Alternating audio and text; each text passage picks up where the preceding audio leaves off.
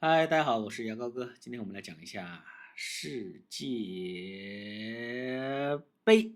大家知道啊，中国是足球运动的起源地，具体是在山东的临淄。这个是世界足联在2004年官方认证的。古代的足球叫蹴鞠，不同于现代足球，它只有一个球门，球门中间这个叫风流眼，两队把球踢进风流眼的次数决定胜负。所以我们今天要说的不是世界人民喝咖啡的杯，而是 World Cup 国际足联的世界杯足球赛。对了，这里还有一个趣闻是国际足联秘书长林茨啊，他说自己因为名字和足球起源地同名而感到骄傲，并且感谢中国为世界创造了足球。不用谢，不用谢，我也代表中国人民感谢你创造的谐音梗。那我们回到足球，我们来快速的了解一下这个22个人抢一个球的世界第一大运动。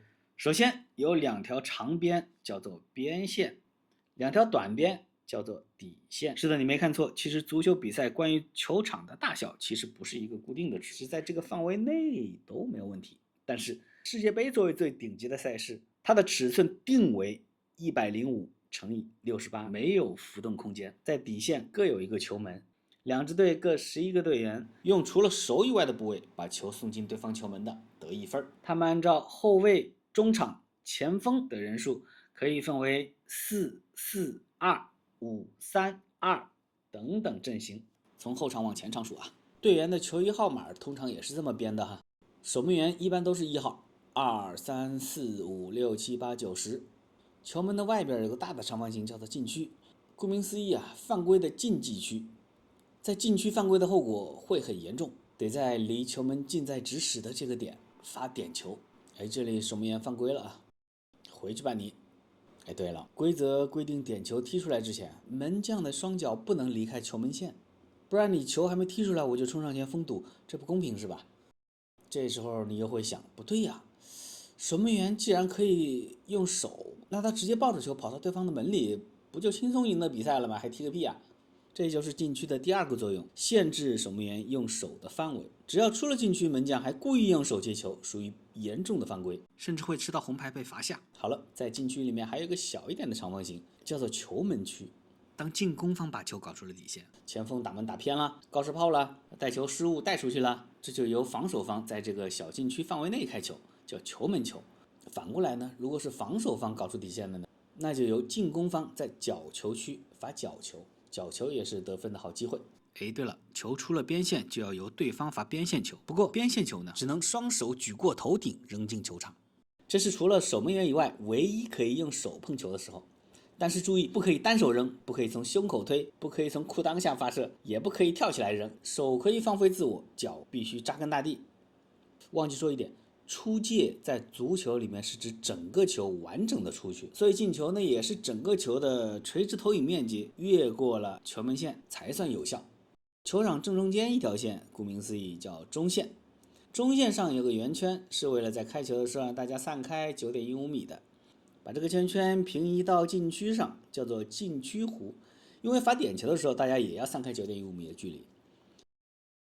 大家可以看到，裁判经常用随身带的发胶喷在地上，作为任意球的开球距离来隔开防守队员。这个距离也是9.15米。是的，所有的发球，对方球员都是要隔开9.15米。为什么不是个整数呢？因为足球规则沿用的是英制的单位，10码正好是9.15米。当然，刚刚说的发胶只是开玩笑啊，它其实只是无毒无害的水性泡沫，几分钟就会自动消失，不用担心。回到中圈，中圈正中的终点是用来开球的，每进一个球，裁判也会单臂平举指向终点，示意进球有效，由丢球方从终点重新开球。两队队长在开赛前也会通过最古老的黑科技来决定谁先开球。是的，猜硬币。一场比赛90分钟，分为上下半场各45分钟。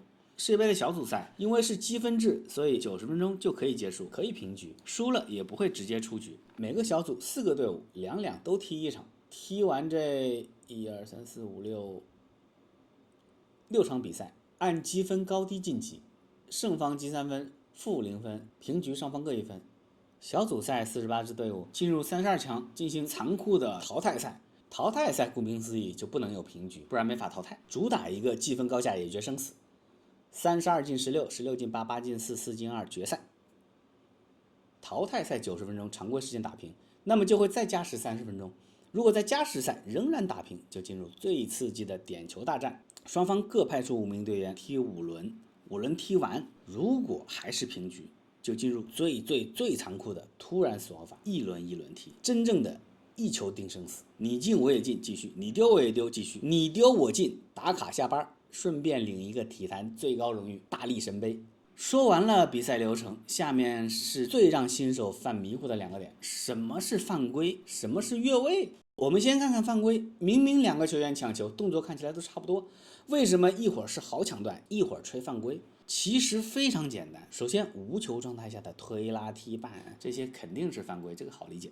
但足球运动是允许身体对抗的，双方位置平行争抢球权的时候，肩膀的顶撞，只要不架肘，小臂不发力，不推人不拉人，都属于合理冲撞，不犯规。双方起跳争头球的时候也是同样的道理，手臂张开的幅度只用于协调身体平衡，用肩膀的顶撞是合规的。但如果起跳压人，那就犯规了，显然你用了手臂的附加动作嘛。然后还有，如果对方起跳你不起跳，你在地面顶撞也属于犯规，因为起跳的球员是拥有垂直空间保护的，你只要侵入他的垂直空间产生的身体对抗，不管有没有附加动作都是犯规。因为你想，你站地上，腾空的球员被你轻轻一顶，他在空中是很难调整身体姿态的，所以落地的时候就很容易扭伤脚踝，挫伤腰椎，是非常危险的犯规。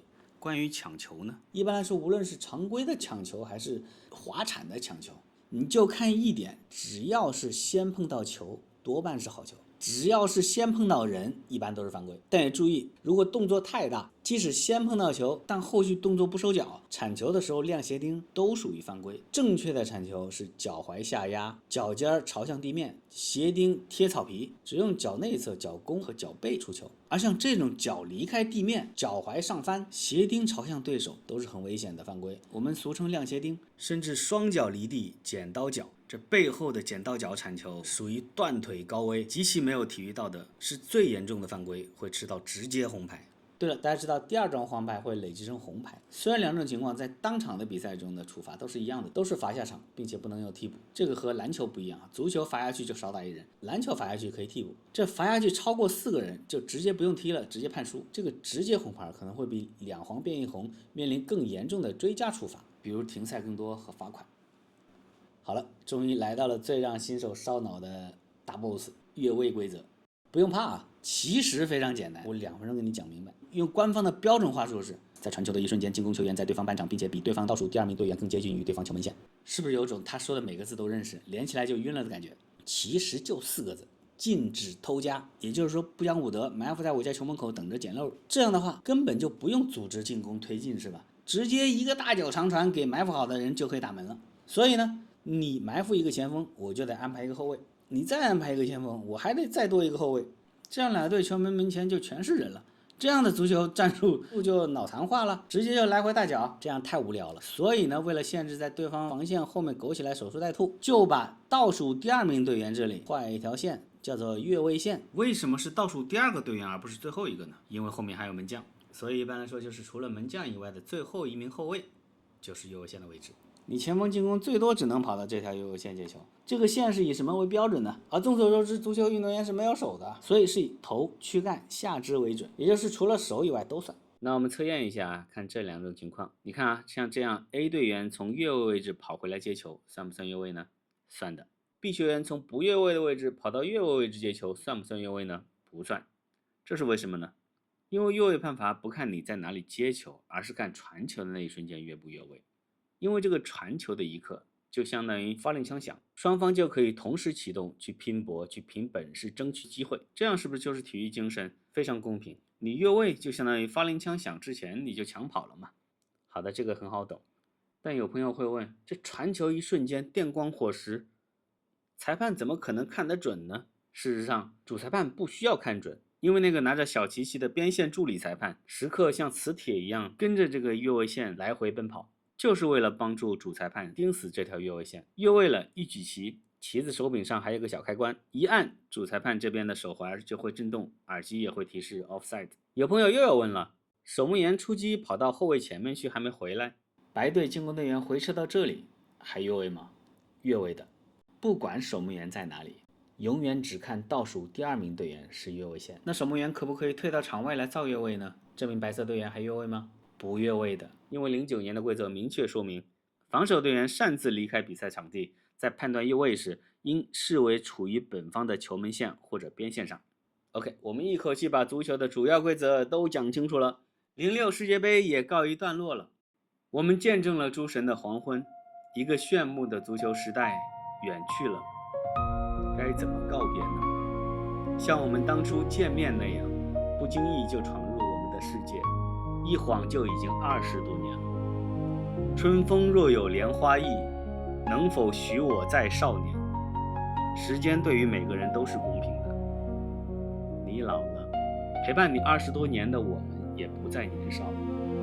你已收获足球世界的一切成就，我们也得到了足球带来的欢乐与哀愁。你已成为传奇，而我们有幸见证，我很知足。谢谢你，利奥，再见了，传奇。